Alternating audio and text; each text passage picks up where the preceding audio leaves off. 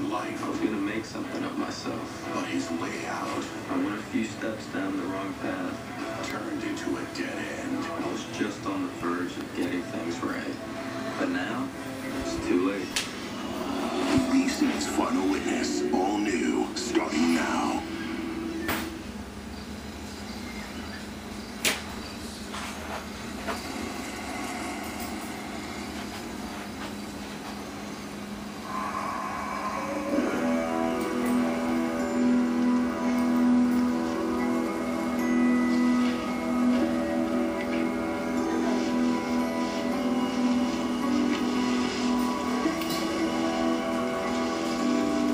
That's me lying there. Once people hear how I ended up here, I bet a lot of them will say my death was stupid, sad, pointless. And I guess you can make a case they were right. But my life wasn't pointless. Nah, not at all. I had a big plan. I was gonna make something of myself. I had people who loved me. Friends, family, and Jacob. Nothing could be pointless after you, Jacob. I was just on the verge of getting things right. But now, it's too late.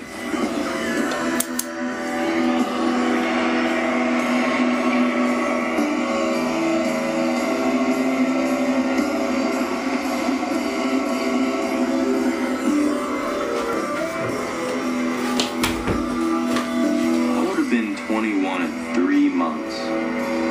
A man if you go by the drinking age here in the state of Ohio. But the truth is, I was still a boy. A boy trying to figure out how to be a man. Getting close? Maybe. But not quite there yet.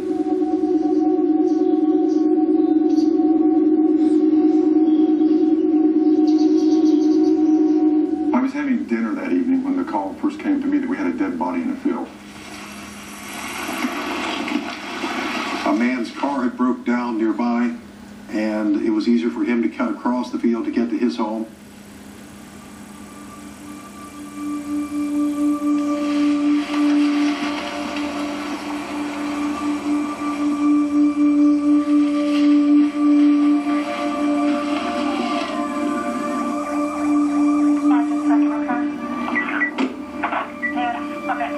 Got a body in the cornfield over here. It's been here for a while.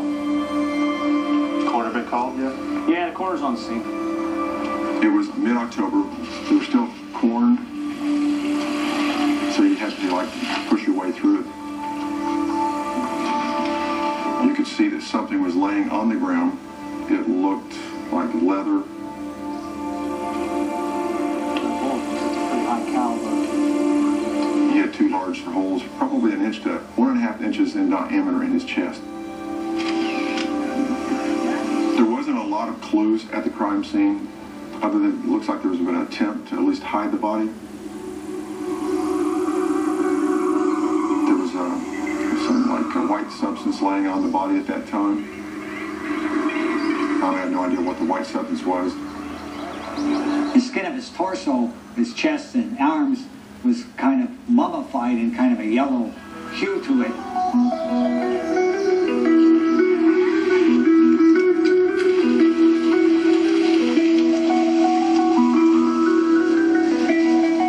3 weeks I've been lying there. 3 weeks when nobody knew where I was.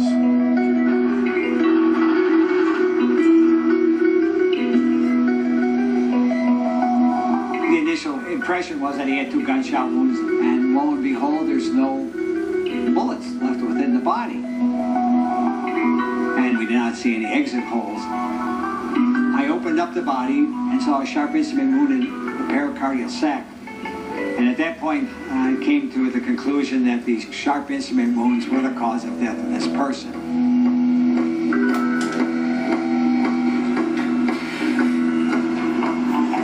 The white material turned out to be lime and Some people use lime to try to hasten decomposition. They were attempting to get rid of the body, have the body eaten up with it. So we had a John Doe. The ones who did this thought they could just get rid of me, and I'd be forgotten. But what they didn't count on is there being someone out there that would never give up. I called the police, and one of the detectives said, you know, young men go missing all the time. He'll be back. Things really set in that something might be wrong about a week after he was missing, because he'll never go a week without calling my mom. We were looking for Andrew, but it didn't look like he had been in his apartment. I was really worried that Andrew's got himself into something really awful. We just kind of kept stumbling through and hoping we'd hear from him. You know, as I lay in bed at night, I kept thinking, I'm going to hear the sound of that motorcycle. I mean, I'm going to hear it pull in the driveway.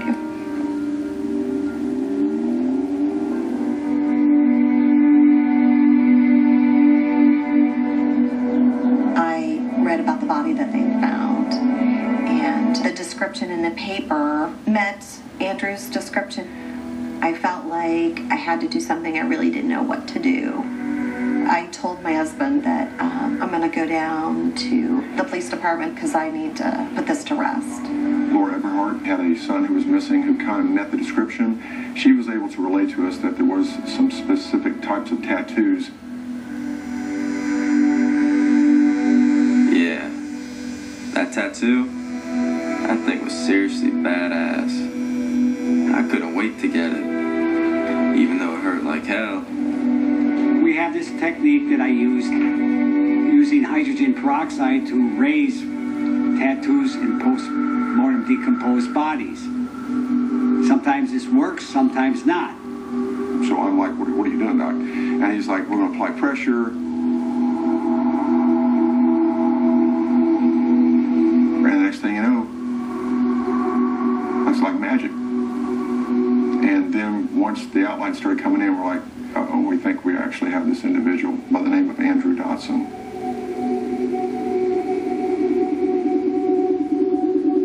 The police department called and said, we'd like you to get some dental records. So we went to the dental office, and they were really nice, and they said, you know, if there's anything we could do, let us know.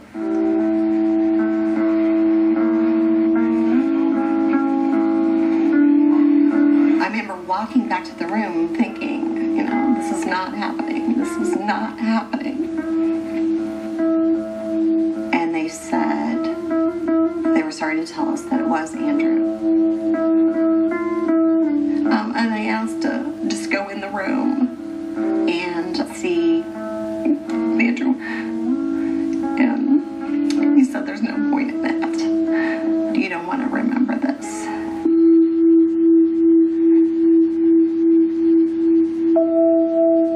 I can remember just